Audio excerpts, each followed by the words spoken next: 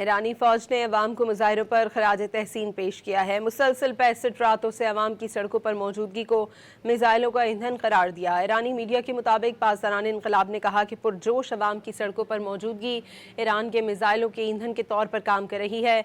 बयान में अवाम से कहा गया कि इस तारीखी जिहाद और दिफा में हतमी फतह की कुंजी आप और आपके बहादुर और दलेर बच्चों के काबिल हाथों में है।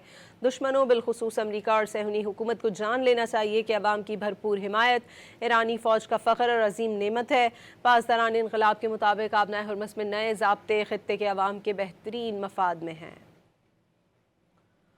ईरानी फौज ने अवाम को मुजाहिरों पर खराज तहसीन पेश किया है। मुसलसल 65 रातों से अवाम की सड़कों पर मौजूदगी को मिसाइलों का ईंधन करार दिया। ईरानी मीडिया के मुताबिक पासदारान इनकलाब ने कहा कि पुरजोश अवाम की सड़कों पर मौजूदगी ईरान के मिसाइलों के ईंधन के तौर पर काम कर रही है। बयान में अवाम से कहा गया कि इस तारीखी जिहाद और दिफा में हतमी फतह की कुंजी आप और आपके बहादुर और दलेर बच्चों के काबिल हाथों में है। दुश्मनों बिलखुसूस अमरीका और सहूनी हुकूमत को जान लेना चाहिए कि अवाम की भरपूर हिमायत ईरानी फौज का फ़ख्र और अजीम नेमत है। पासदारान इनकलाब के मुताबिक आबनाए हुर्मस में नए ज़ाब्ते खित्ते के अवाम के बेहतरीन मफाद में हैं।